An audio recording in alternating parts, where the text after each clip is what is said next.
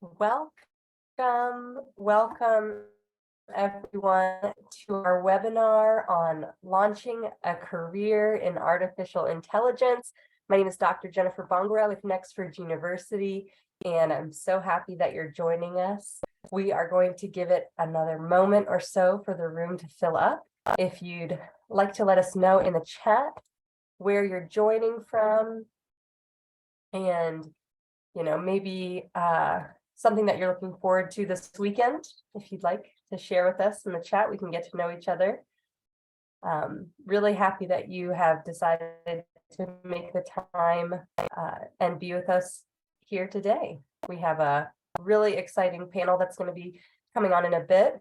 So if you signed up to learn about launching a career in artificial intelligence, you are in the right place. I'm glad to see that we have some current Nexford learners in the room. That's super exciting. Really happy to have you here and welcome. Even if you are not yet a Nexford learner, we are still, of course, very happy to have you. Morgan, we've got all of my family names here. Henry's here on the panel. It's my grandfather. Morgan is actually my name, my middle name, my father's name. So I've got some good family names here. Welcome to Amos, of course, Josephat. We are really happy to have you. Heritage, it's good to see you. And we're just going to get started in another moment or so. I'm going to see how. Okay, welcome, Bubale. It's great to have you. The room is still filling up. Peter, good to see you here. Again, my name is Dr. Jennifer Bongora from Nexford University. And we are here today to talk about launching a career in artificial intelligence. I think this might be the most appropriate time to host this webinar this week. It was not timed with OpenAI's launch of ChatGPT, but we are excited to explore that and talk a little bit about it with everyone. Still have folks pouring in, so why don't I go ahead and share my screen here. We can go ahead and get started. All right, so if you want to let me know in the chat if you can see my screen just to make sure I'm good to go, that would be great.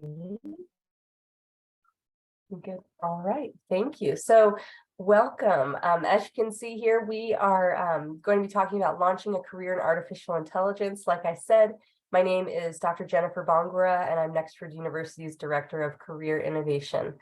A few housekeeping items. One, we have a truly knockout panel of guests joining us today, and we are going to be taking live questions at the end. So please use the Q&A at the wherever it shows up on your Zoom app or browser, and put your questions for us in the Q&A. The chat gets a little wild, so if I would like to try and keep that Q&A dedicated for the actual questions so that we can make sure to cover them. We will be sending you a recording of this, so you don't have to worry, and as well as a copy of the presentation. So we often get that question, and you will get both. All right, without further ado, I just want to give you a brief overview and what we're going to be talking about today. We have some introductions. We're going to talk about artificial intelligence as a profession and launching a career in AI. We'll talk about what employers are looking for in candidates for AI-related positions, how to nail an AI job interview. I will share a little bit more about Nexford University to cover questions there, and then we'll have time for that Q&A. So we have someone, my dear colleague Roshan is helping us on the chat. So please, if you have, any questions during the process that you wanted to get covered, not related to the webinar, we can hop in and help, but also keep those great questions coming in the Q&A. All right, so it's time for our introductions. Hi. Like I said, my name is Jennifer Bongora, and I am really proud to be Nexford University's Director of Career Innovation. So I'm originally from the US. I currently live in Malawi in Southern Africa. And I am very honored to support Nexford learners and alumni with their career development and to ensure that our learners throughout their program and then even beyond are equipped with the tools and skills they need to advance in their careers. So I would love for our panelists to go ahead and come off camera, and please, why don't we go ahead in the order that you all are here on the screen.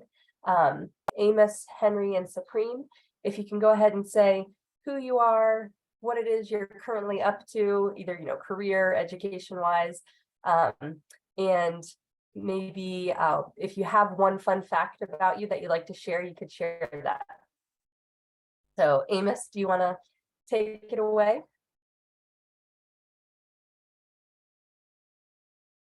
Let's see, and maybe we'll give Amos a moment.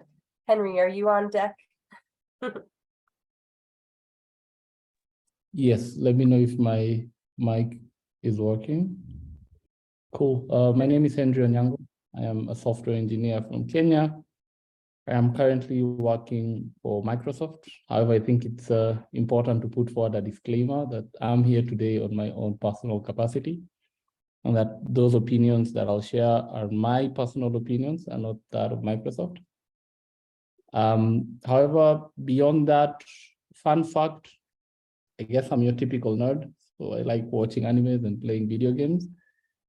And I have 4 twin cousins. I have 4 cousins that we share a name with, and we were born a few hours apart. So I find that interesting. Twin cousins. So we have 4 of us, we are cousins, and we were born at the same day, same time, a few hours apart. Oh my gosh, wait, you're a twin and then you have twin cousins? No, I have twin cousins, not an actual twin. Okay. I have cousins that we were born with at the same time, just different oh my times, gosh, like a few hours apart, and we share that's a similar. very fun fact. Yeah. That's wonderful. Supreme, would you like to go ahead? Yeah, hi guys. So And, my video is on. Yeah, I can see you, yeah. Okay. So my name is Supreme. I head projects and business developments at the biggest dry cleaning firm in West Africa. We have about 15,000 customers. We generate about over ₦1 billion annually. So it's a big firm, but like Harry also said, my opinions here are mine alone. But I mean, I'm one of the managers. I make I make a large portion of the decisions. So I'm certain my opinion counts wherever I speak. So basically that's it. That's wonderful. And you're also a Nexford grad. Oh yeah, that's the most important. That's the most important factor. I'm the Nexford grad. I mean, I'm biased, but could be your fun fact. That's wonderful. And Amos, thank you so much, Supreme. Are you able to come on camera?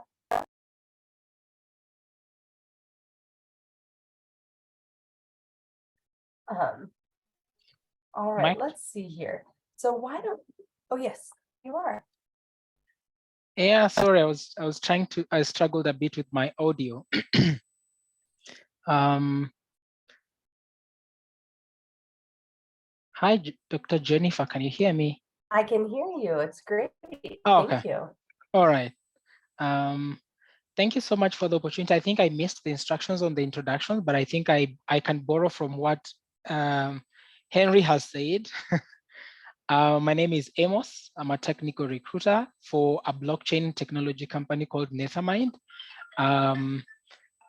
So I basically recruit software engineers within the Web3 space. And I'm really happy to engage with students and potential students and developers in this space and see how we can be able to support them to launch careers within the technology space. Not sure what else was required, but that's my basic introduction. Do you have a fun fact, Amos? I'm not too sure whether I have a fun fact for now, but in my next life, I would like to go to the deeper seas, the 11,000 feet, 11,000 deep of the ocean. I've been following those series and see it's actually possible for people to go down and just explore the underwater. Yeah. Okay, maybe I should frame the question differently. I like that. If you weren't doing, or in another life, or if you weren't doing what you are now, where would you Yeah. go? Cool. Yes. If I was not in recruitment right now, I would be probably somewhere in Navy SEALs or anything Navy, water, ocean related things. Yes. Very cool. Thank you so much. Really happy to have you here and so excited to hear your insights. Thank you. So we are going to go ahead and we are going to get started talking about AI as a profession and what it really means to launch a career in artificial intelligence. I think, we all see on the news, we see online, people talk about artificial intelligence. We have our true experts here to really talk about the nuts and bolts of what that means. So Henry, would love to hear more about what it actually means, for you or in what you've seen in your career thus far. What artificial intelligence is as a career and how people can actually get started.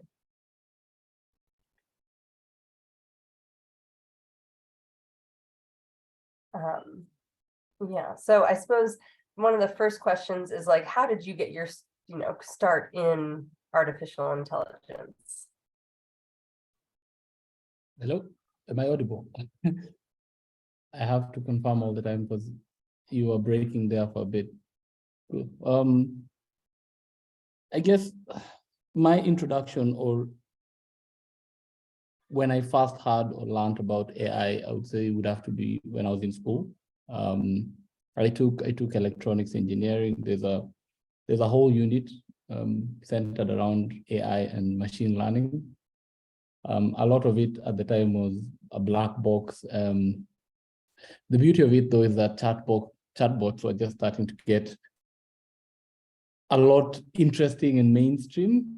I think Diagonal Flow, which was acquired by Google, started to become popular. We had things like Chatfuel.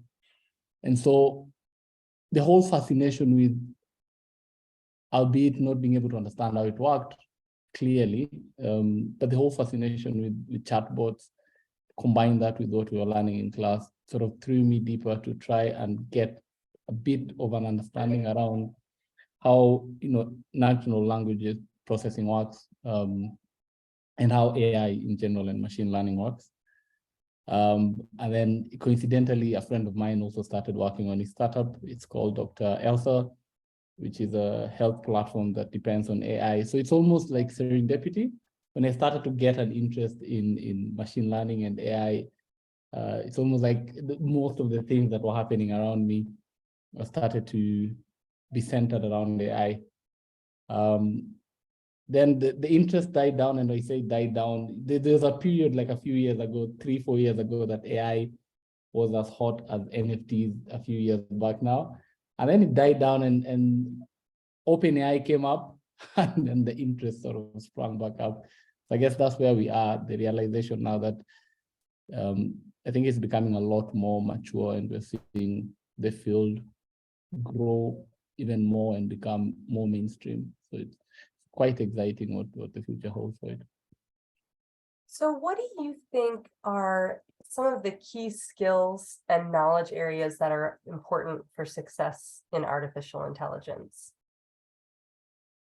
I guess it first depends on what angle you see yourself getting into the field, right? Because there are two ways of looking at it, right? There are people who build the models themselves, and that requires a whole different skill set. And then there are people who build on top of the models, right? So, and that requires a whole different level of skill set. So maybe looking at it from those two fields, right? I'd begin with what I think is the much easier option, which is people who build on top of the models. So not necessarily, building out the corpuses or the neural networks, but then working on something that's already been built. A good example is if you're on Twitter, there are a lot of these avatar generating tools that have been built, and they're built on top of OpenAI's image processing model. And so it doesn't necessarily mean that the person who built it needs to understand how neural networks work or image processing, but then, that you consider that a black box and then you build on top of it. And if you're one of those software engineers who's much more interested on building on top of it, then I think, basic software engineering is of course important. But then, and I don't know if this is a skill, but a lot of creativity, right? Because then you sort of need to figure out what sort of problems can be solved by the already existing models. But if you're someone who's leaning more towards building the models themselves, then it's a lot of calculus, a lot of probability, a lot of maths. So it depends again on where you want to get into. So is it research where you're actually trying to figure out the better models that can be developed? Could be a data scientist, could be a data engineer, could be an actual ML researcher or AI researcher. But all in all, I think the commonality is there. Is just if you want to build the networks themselves, then there's a lot of maths involved. All right, so we'll keep doing our math problems, our Sudoku puzzles to stay sharp. Yeah, is that enough? Yeah. That's the beginning. That is to get you excited about math, right? Then you have to get into calculus and probability, and then understand the different models, and then understand whether it's, as it stands right now, and we've made tremendous leaps and bounds around what we are able to imagine and build. And just to give you a sense of it, right? Open like ChatGPT was launched about 8 days ago, and it took 5 days or so to get from 0 to 1 million people trying it out. That's how big the whole thing has become right now. And if you're thinking, and if you've used ChatGPT or even any of the OpenAI models, it's ridiculous the amount of small input it requires for it to have this large output. And now if you want to think about making it better, it's insane math. It's probability and calculus and understanding neural networks, and yeah, I think it goes deep into. Hello. Well, and it sounds like, so you said it, so I am a ChatGPT newbie. I only started using it the day before yesterday, so I didn't get in on day one. But yes, we can share links to it for folks who want to join. I, from the career development side, have been encouraging people to use it for cover letters because nobody likes writing them, and it will write one for you. So that's great that you can, of course, adapt. So, when we think about current and future career opportunities for someone working in artificial intelligence, you mentioned being an AI, ML researcher, being, software engineer, data scientist and engineer. And of course, there's endless opportunities around innovation. And then I liked what you mentioned too, there are people who are building those neural networks, but then there's also people who are building on top of the work. And then there are people, like myself. Of course, I'm not a technical person, but I'm using these products and integrating it within my own workflow. And so thinking about, there are lots of applications, but that's certainly not a career in artificial intelligence. So, where do you begin? I come to you, Henry. I'm excited. I want to have a career like yours. What do you recommend somebody when they're starting out to really launch that career in artificial intelligence? I think the first thing is you sort of have to have an interest in technology as a whole, right? Before you even begin thinking about artificial intelligence, start with enjoying looking at computers and working with computers. And then, in my opinion, I think you need foundational knowledge around how computers work. Because again, all of what AI is just computers that don't require explicit instructions on what to do. And so understanding computers and how they work, I think before you get into AI, it's important that you understand programming itself, and how it works as well.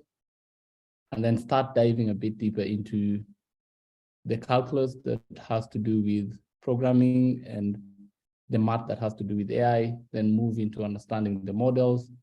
And then from there, either looking at already existing models and how to improve or build on them, or how to build on top of the platforms that already exist. Now, from what route do you take? So that depends on, again, the individual.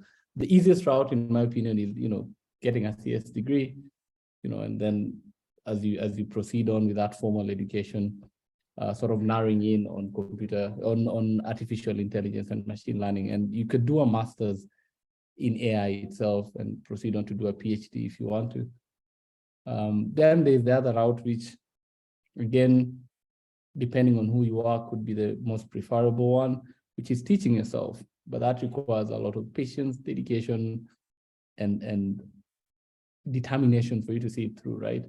And we have platforms that offer both free and paid courses. So you're looking at something like, I think anybody who's ever started out in AI or ML and they were teaching themselves probably has heard of the name Andrew Ng. And this professor in Coursera, and the course is free, I think so. You might just have to pay for the certification. You can also look at things like Harvard CS50 degree, which is also free for you to get started with programming. But again, I'm saying it depends on those two parts, right? So you either take formal education, which to some degree is structured and easier, or you teach yourself, which requires you to have a lot of self-awareness and determination. That's great. I mean, that's a really nice, way of looking at it, because especially in this field, we hear that, like, do I want to do the formal learning, or, oh, I can teach myself? And it's like, I liken it in the career services space to, like, I know I need to do X, Y, and Z to get my career, take off, but then it's often easier to have a coach or somebody to help guide you along the way and show you the steps. So that's really helpful. Well, now, so thank you so much, Henry. We're going to come back to you in a bit. We're going to move over to Amos now and talk about, you, Amos, are like, okay, everybody, I hope your ears are perking up. I know you were listening for Henry, but Amos is the guy who we all want to have our email to recruit us, right? So what, Henry, I want you to have my email too, please. So, what are employers really looking for in candidates for AI related positions, and how do you nail those AI job interviews? That's what we're going to talk about with you, Amos. So I'd love to start off with those relevant qualifications and what you're looking for, and I'd love to know too, if you could share where you're finding your candidates as well. Okay. Thanks, Doc, for that. And I know this is heavy in terms of digesting it into breaking it down. But I think in the spirit of relating to AI and knowing that we have students here or fresh graduates or even experienced people, I think I will just break it down in 3 things that employers look for in candidates. We are using AI as an example here, but let me just cut across the whole AI spectrum in terms of whether you are in machine learning, or you're in data, or you're in robotics, or you are in any other technology related field, because I think probably it might help not only the people who are in AI, but probably others who have joined as well. So for me, when I'm scouting and looking for candidates, one, I will largely use LinkedIn as a preferred place to look for talent. Why? I know people apply directly to opportunities, which is pretty much acceptable. I know there are referral programs that you're asked to refer candidates to apply, which is perfectly okay. I know there are other places, but largely from my experience, I've seen LinkedIn being largely used by recruiters to look for talent, because it gives us a sense of the kind of professional you are, what you've been doing. LinkedIn gives you an opportunity to exemplify what you've been able to do as a professional. And I can actually go there and check out your profile to see what you've been up to for the 1 year, 2 years, 3 years, 5 years or plus of your experience. And so recruiters have a premium product on LinkedIn that is able to connect to anyone in the world and hit their inboxes without having to know your email address, your personal email address.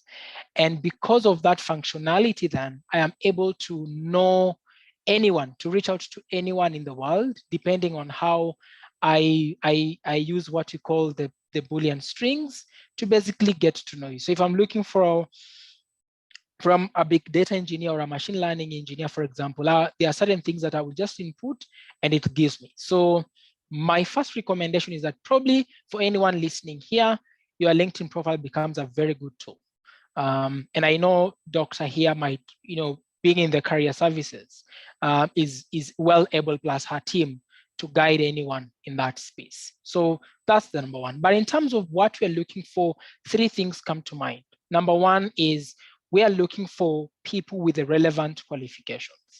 As you listen to Henry, for example, while he might reference to general areas, you have seen and heard very clearly very specific technological terms, very specific technical terms, technical references that are very specific to machine learning. And so whether you gained it academically or you were self-taught or you did some professional courses, when I'm hiring for, in my case, for example, a machine learning engineer, I want to see the professional qualifications or academic qualifications that we think will give you the job. They are basic. It's the basic requirement. And speaking from a Kenyan context, let me speak for Kenya, I can't speak for any other country. We are largely in the habit of any job posted, even if I did soil engineering, I want to apply for it. Yet it's a machine learning role, because we are sense in which spread your risks across, and somehow, somewhere will automatically pick it and give you a chance. Sometimes it works, sometimes it doesn't. So relevant qualifications for me is number one, something that you have done that will set you apart for success. We can train you further on the job, but I think, do you have the relevant basic qualifications for the job, to do the job? Number 2 is relevant experience.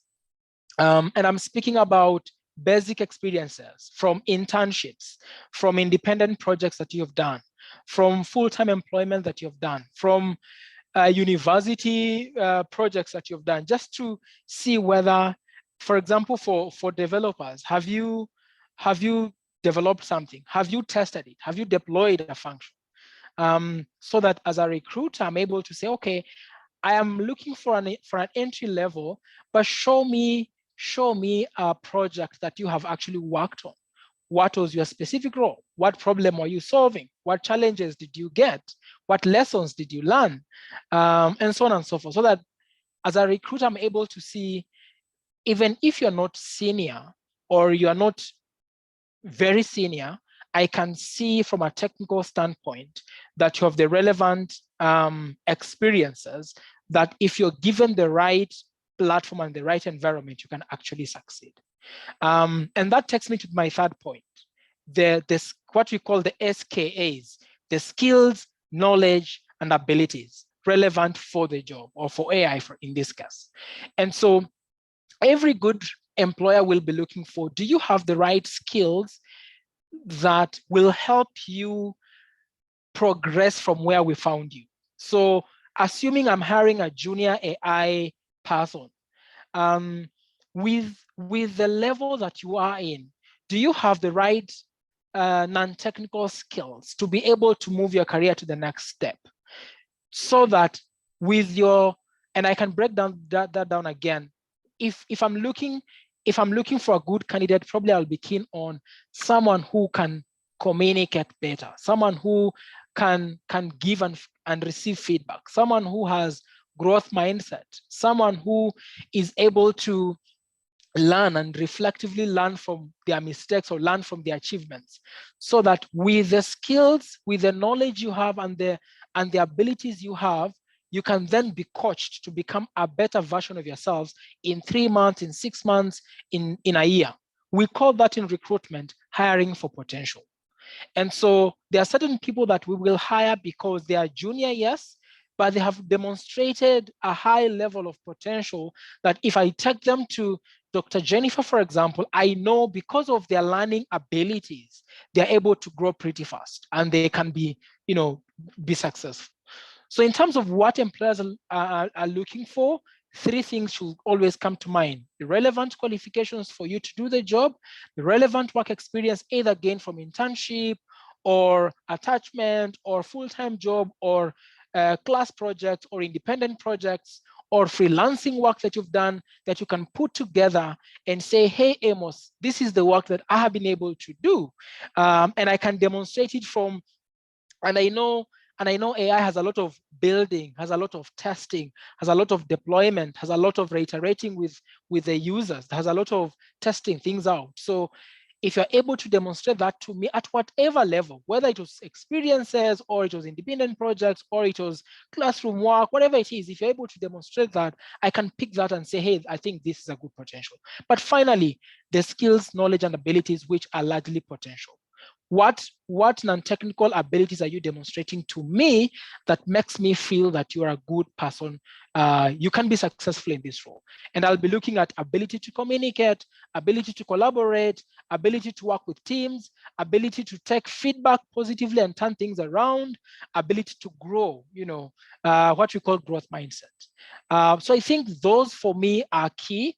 And just to say as a point in terms of nailing the job interview, and I know we can have a long discussion about this, but I think if you're to nail an AI interview, and I know some organizations like Nestle, yes, Nestle have an automated interview process where it's actually a robot asking you questions. But I think for me, the point is understanding the interview process. From the word go, when you're having a call with me as an Amos, just feel free to say, we have started the interview process from a recruiter point of view. What should I expect in the subsequent roles, in the subsequent stages? Should I be successful?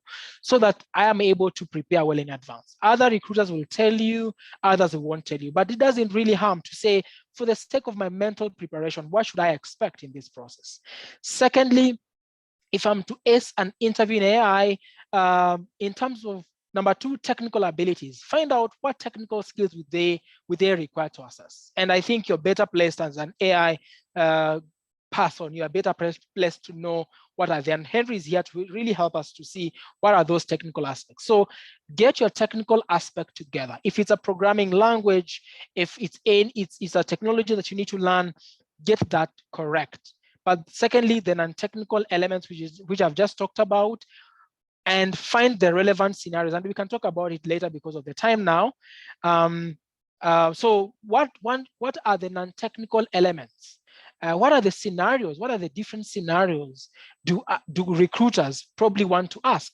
And how do I answer them?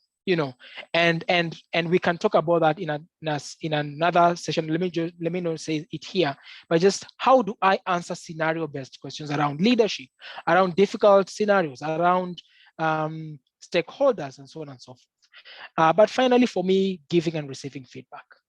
The ability to ask relevant questions and the ability to take in feedback from a recruiter or from an interviewer. So that when you ask relevant questions during an interview, it gives me a sense that you are very reflective. You're very thought-provoking. You're intelligent, in other words. I don't like candidates who don't ask me any question, because you're just waiting for me to finish my questions and we call it a day. It paints in a good light when you have something to ask me. It's either around the technology, it's either around competition, it's either around the demographics, whatever it is, ask a question. But also when I give you a negative feedback, find how do I receive feedback, either positive or negative, from an interview and so on and so forth. So I think those are my, and I probably have spoken a lot, but those are my initial thoughts around acing the interview and also what employers are looking for. Over to you, Doctor. Thank you so much, Amos. I should have let people know, I'm just joking, but we're going to be quizzing you at the end. It's a joke. I'm not you, everybody else. So you shared some really incredible takeaways around what employers are looking for and how to really nail the job interview. So I just want to summarize, and I am, took some of my own notes here, but you shared that employers, we are looking for qualifications, whether that's academic or professional. You have that relevant work experience. You had mentioned internships, full-time, independent projects that are coming through that people are posting on platforms like LinkedIn, where you can be easily found by recruiters and hiring managers globally. And then finally, those skills, knowledge, and abilities that are relevant to artificial intelligence. And you mentioned communication. Henry talked about creativity, which is definitely a skill. And so making sure that people have that reflected. And I think what I always like to share with our Nexford learners is, take a look. You have this opportunity now. You're already I can tell you're proactive. You're here at a webinar about launching a career in artificial intelligence. Take a look at our speakers who are here today. Look them up on LinkedIn. Look at their profiles. What do their profiles look like? What are they showcasing? How would you want to emulate that in your own? Clearly, they've had success, in their career thus far, so they're doing something right. And think about how you can integrate pieces of it, either language, making sure your education's updated, so on and so forth. And then interviews, which gives everybody, I don't know many people who love interviewing. Some people like it, but not many people love it. And I think people don't like it because we get nervous and a little bit scared about what's to come because we don't know what's going to happen. But now we don't have to feel that way because Amos has shared this great overview about, the AI job interview process here. So, knowing what to expect and whether you're looking and doing your research on a company website to see if they outline what that process is, or emailing your recruiter and asking them directly, hey, really excited, or dear, hello, greetings, really excited about the interview. What can I expect in this process? Making sure that you have your technical abilities laid out, showcasing those non-technical or behavioral abilities that you mentioned, being able to work with teams, which is super important. Then Amos, you mentioned this in both the what employers are looking for, but also what recruiters are looking for in the interview process is, ability to accept feedback, which is challenging for many of us. So thank you so much, Amos. Really incredible overview. And we're going to come back to you shortly for some good Q&A. Yep, so I would, yeah, for sure. I'm going to move it over now to our lovely, Supreme. So Supreme, we would love to know, we've heard from Henry about launching a career in artificial intelligence. We've now heard from Amos about, what the recruitment process is like. We are here with Nexford University and you are an alumni. So we'd love to know more about your experience specifically with our artificial intelligence program. So I have some great questions here that I'd love to ask you. So first, why did you choose to specialize in advanced artificial intelligence and the future of automation program, for your MBA program at Nexford University?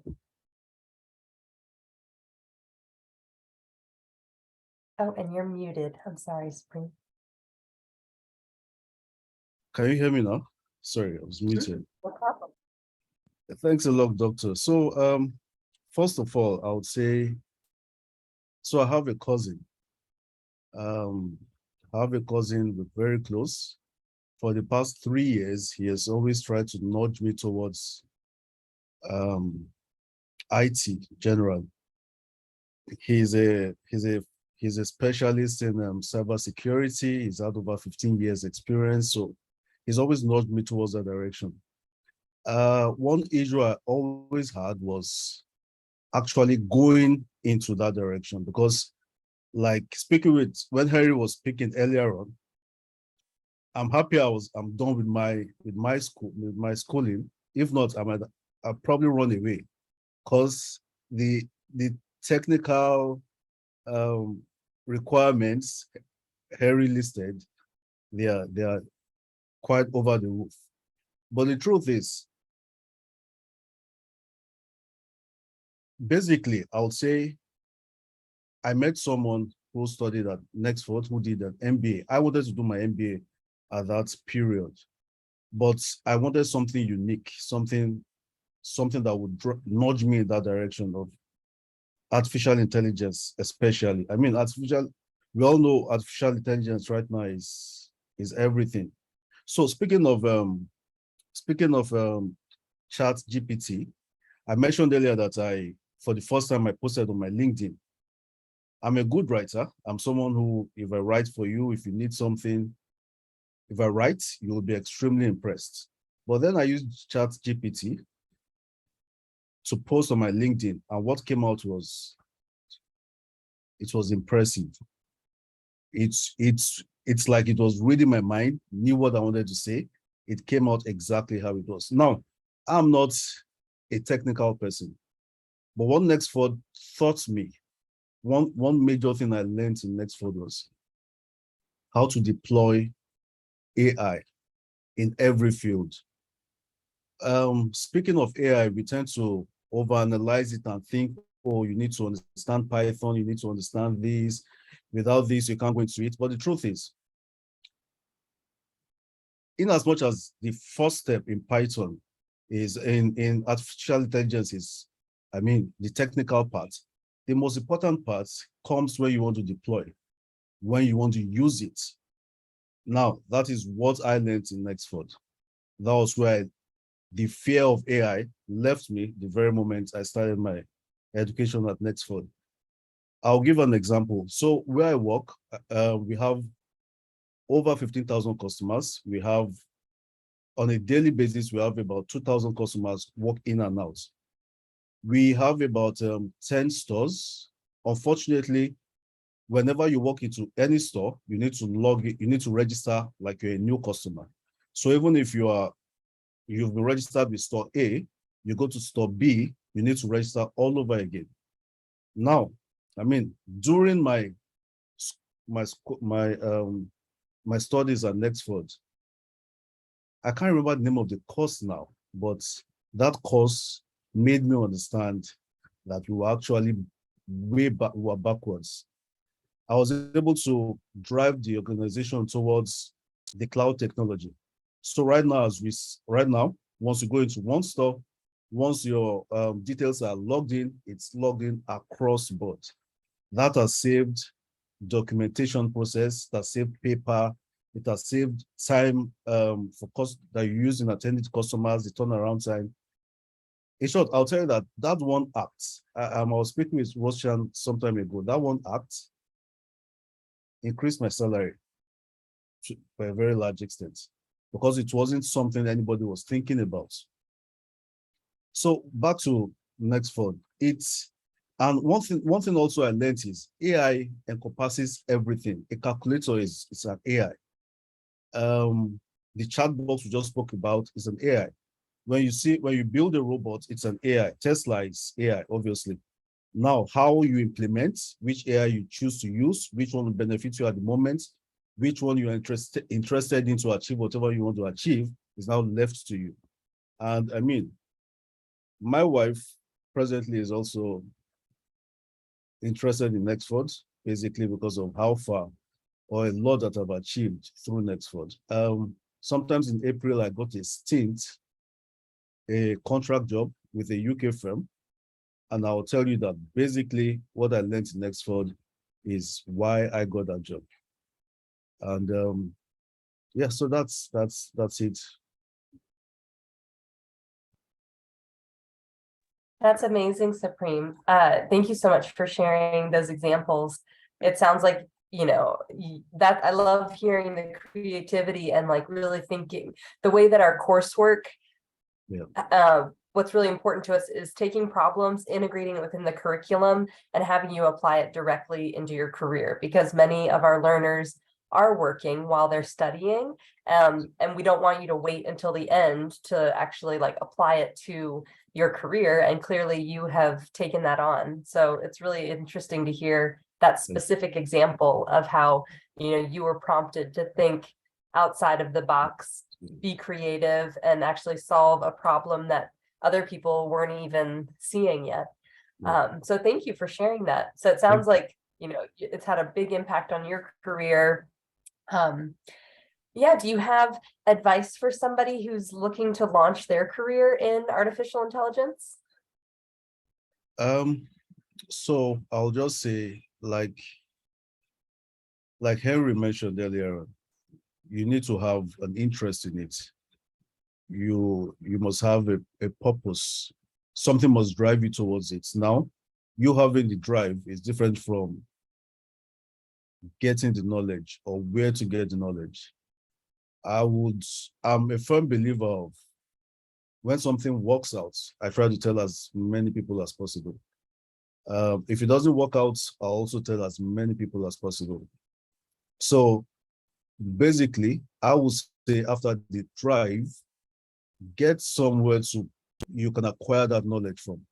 Now, I don't think Nexford is doing the technical aspects yet, but what Nexford offers in terms of AI and the future of automation is, I was speaking to a friend some time ago and I said, I feel like I have to pay Nexford back.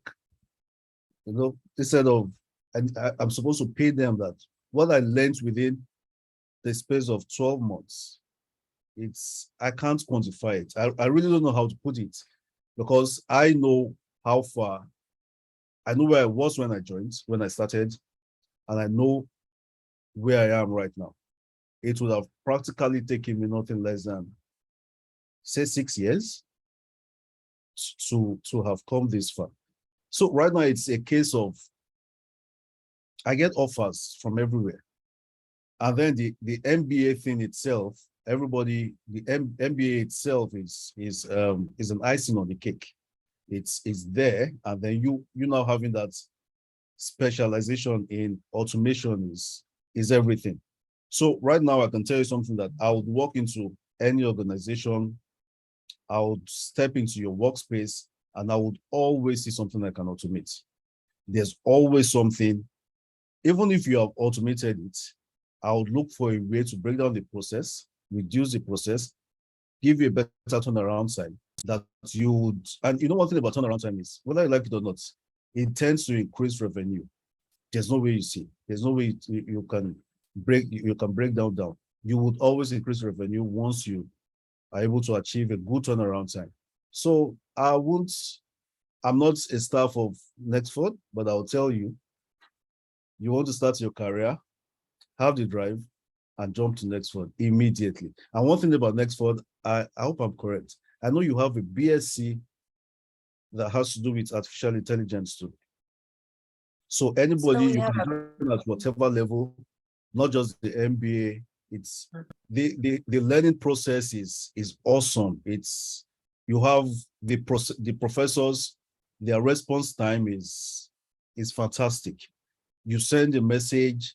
If you don't understand, they are there to respond. You have an issue. It was a beautiful, in short, okay, so I won't say I was in school. I'll say I felt like I was in the midst of friends or higher colleagues, and they just helped me through the process. And basically that's it. That's amazing. And I think it's really interesting as well, the different ways that artificial intelligence can be part of someone's career. Like, you're saying Henry has one experience and on this technical side in the software engineering. And then in your role, where you are applying artificial intelligence and, integrating on more automation in your workflow and in your workplace. And I agree with Nexford, at least, as from someone who's employed by the university, with my colleagues, but then of course with the learners, it's almost like a contagious effect. You're part of this like ecosystem of people who are doing really interesting things. And I think, again, like what Henry mentioned, it's like when you start pursuing something like, oh, I'm curious to learn more, and then you start hearing more all about it all the time. That's how I do feel that I think with our Nexford learners that we see is that you start to get inspired by this community of people around you who are motivated and really excited to further, their education and careers together. So thank you so much, Supreme. I'm going to share a little bit more about Nexford. You mentioned some, and I'll go ahead and give a brief overview here, just for people who maybe are not as familiar with us. So we are a licensed American university. We're 100% online, and our courses start on the 1st of every month. So we don't have January. Well, we have a January 1st, February 1st, March 1st. Every 1st of the month is when our courses start. We have skills-based learning that is workforce aligned. So I'll talk a little bit more about that. And we have a stackable credential model and some pathway programs that have actually just been released and that will continue to grow. So Supreme mentioned we have we will have cybersecurity, software engineering, computer science pathways that people can go on, so that more technical track. We also have the bachelor's degrees, MBA programs as well. So we're learner-centric, future-focused, and next generation. And we are a trusted partner for Fortune 500 companies and multinationals with over 5,500 learners in 95 countries around the world. So, I want to share now 4 things that make us different, that we're really excited about. So we do provide that global, workplace-aligned, affordable education powered by technology. And let me show you the 4 ways that we're different. First is our focus on employability. This is really important to us. We know that people are often pursuing education to advance. So we're the first university built from scratch based on extensive analysis of employer needs. And our programs reflect the shifting market trends with a combination of trusted experts who have developed and built our curriculum. So our own system and platform is built on the latest technology. We have, again, analyzed over 30 million job descriptions and developed programs that are actually responding to job openings that are, that exist. So when you go through our courses, you are actually coming out of them equipped with the skills for the jobs that are out there. Next is affordability. So Nexford adjusts our fees to local economic factors. So, you're able to complete programs for a monthly fee, and we will share the fee in our you can see we have our geo pricing, so you can see that. And an Nexford degree, it's one of the most cost-effective offerings that you can access with really super high quality, which I'm going to talk about in a moment, in our learning. And you can see our learners here at graduation ceremony in Washington, D.C., where our university is based. So we have learners from all over the world who came together and attended graduation ceremony there. Next, so this is the 3rd reason. So we talked about employability, affordability, now talking about, flexibility. So, you can advance in your career without leaving your job. So you can continue to grow as a learner while adding value to your organization. You'll be able to access course content on demand and on the go on any device using the latest technology, including on your phone. The world is truly your classroom. So Supreme was talking about this. He was working while he was enrolled, and was able to actually get promoted while he was in the program, which is amazing. And finally, learner success. So learner success is at the heart of what we do. Our full-time faculty and success advisors and the career development team are here to help you every step of the way. And our credentials, which focus on global relevance, help visualize the skills that you'll gain as you earn your degree from our licensed university. And we have a picture here of our Chief Academic Officer, who's Dr. Kathy Plunkett. She is amazing, and the rigor that she demands from the curriculum is just like, the bar is very high. So we really, are excited about delivering practical and in-demand skills. And we have what I mentioned earlier, I believe, this stackable credential model. So we have courses. These are just a sample here that you can see. Certificates. So our courses taking typically 4 to 6 weeks, a certificate 5 to 6 months, and then our degree programs. So our bachelor's degrees and then up through the MBA. And they all build on one another. So if you complete a course and you're excited to take a certificate and deepen your knowledge, the course that you took counts toward that certificate. So you can continue to build on that, which is pretty exciting. Here's some more pictures from our graduation ceremony in Lagos and Washington, D.C. Good looking graduates, not a requirement to be extremely good looking, but welcome, just joking. And then, like we mentioned, how employability is very important to us. These are some of our employer partners, so Sterling Bank and MTN, and some quotes from their CEOs and chairman of the board, reinforcing the value that they place on Nexford and hiring our graduates. We believe that everyone everywhere should have access to quality higher education. And so we're here and would love to receive your questions. We've got some in the Q&A, which I know we're going to get to now. Really appreciate everyone making the time to be here. So we'll see, what questions we can get to. And I want to say, let's see if our panelists can come back on video. We have a little bit of time. We'll see what we can get to here. I'm going to go ahead and stop sharing. And it'll be a little bit of a popcorn to see who's going to be the best to answer which question. So Amos, Henry, and Supreme, if you want to come back here for a moment.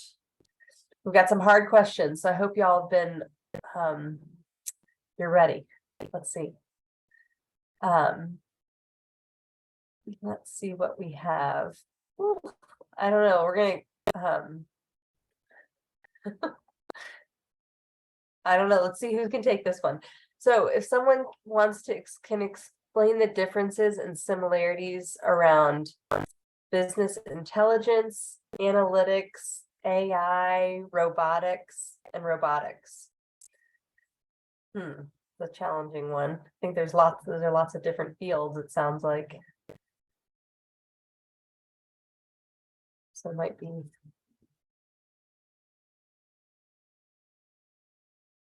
Yeah. We might need a little more time for this one, Frederick. Okay, we'll see if we can cover it later. So I'm wondering too, we have a question here from Bonfas, he's been seeing this idea of artificial intelligence in affiliate marketing and the idea of generating sales automatically. So what maybe examples of benefits have you seen in the business world? So Supreme shared one from his company around automating the entry process. I'm wondering, Henry, are you able to share, it could be from your work or from what you've seen, like a really tangible application of artificial intelligence that you've seen, again, either in your personal life or in the broader world? Yeah, sure.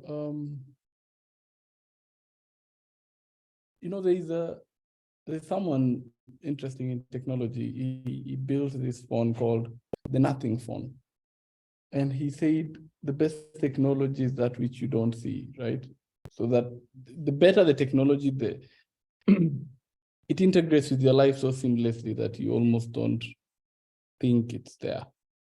And where we are, especially in the tech ecosystem, you'd be surprised how much of AI is everywhere.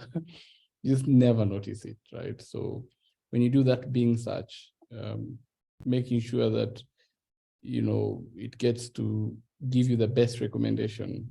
There's a bit of AI that is involved in that spec, right? When you do that Outlook search and it recommends for you, you know, when you search Dr. Jennifer, whether it's a file you're looking for, a meeting, or the person, and being able to differentiate those things, that's, you know, AI in action, right? When you, and that's just, you know, when from a programming perspective, for example, right, the biggest one that we've seen now is the introduction of GitHub Copilot, right? And being able to have almost a coding buddy that is able to predict and give you better coding examples and code snippets. That's AI in action. So there's so many endless examples I could give, but it's always there. We just, you know, nobody's going to mention and be very specific and say this is AI, but if you pay attention, you'll see it. Thank you. And Amos and Supreme, did you want to share anything?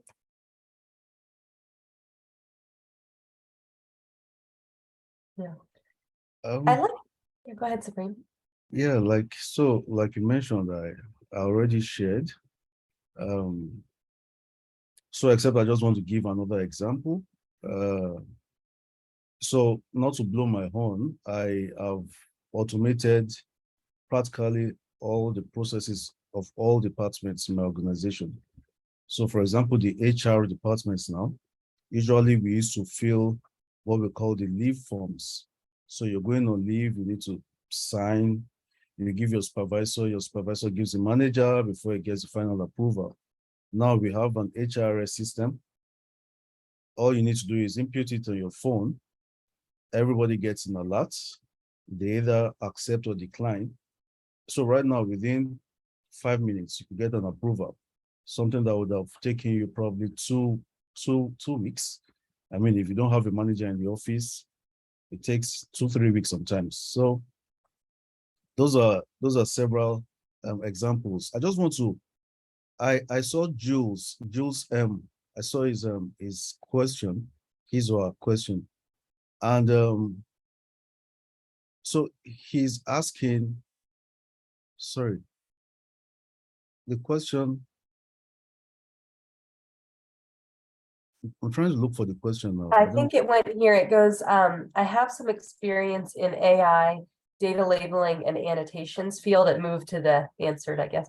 I also have a master's degree in linguistics, and I was wondering if there are opportunities that are favorable for this combination, and would like to know what course or program might be favorable. Yeah. Oh, I see. Amos has answered you. So I think I'm good with that. Amos has answered you. Yeah, So no, I think that's a good. was basically AI, like I said earlier, AI encompasses everything. Linguistics is the study of language. I hope I'm correct. How you break down languages and all that. So the contract job I mentioned earlier on had to do with it was more like an AI website. Whatever language you want to learn, I mean 3 languages actually, Spanish, French, and English. You go there and then automatically it teaches you. That alone, I mean, if I had someone like Jules on that project, I'm sure we would have broken it down to a very simple level that, I mean, it might have even come out better than what we have right now. So in any field, even if you want to be a clapper, so someone who claps for a living, you still need AI. I mean, you want people to reach you all over the world. You want people to contact you. That's still artificial intelligence. And so yeah. I've been intrigued about the connection with linguistics because so many of the people that I'm connecting with now have a linguistics background, actually, who are now, well, I mean, but it sounds like people come from a lot of different backgrounds, which makes it an interesting place to work, I bet. Henry, you and Supreme and Amos, you all must interact with a lot of very cool people. Well, lovely. So I think we're going to wrap there for a moment. Those I think the questions that are most directly relevant for this crowd. Someone wanted to talk about AI for African artists. I don't know that any of you are necessarily artists, so I'm not going to put you on the spot and ask you to share your art. You could be. Henry, you an artist? You holding back? No? Okay. So now we have a good idea for a future webinar, though. I haven't done the AI renditions of my face yet. I don't think I'm going to, but whoever asked that question, maybe we'll have to search up and find some of our AI African artists to come and join us. But I wanted to just, take a moment here. Again, I've got all of these fabulous panelists here on camera. And I wanted to say thank you so much for joining us and making the time to be together with our, Nexford community today. So a digital round of applause for you. You've shared some incredible insights with our Nexford community here. And we deeply appreciate the time that you've made. You all are very busy people. And so thank you. And thank you to everyone who joined us. Like we said, we will be sharing a copy of the presentation. We'll share a recording. Look forward to being in touch and seeing you at a future webinar. My name is Dr. Jennifer Bangura, Nexford University's Director of Career Innovation. We will see you next time. Take care.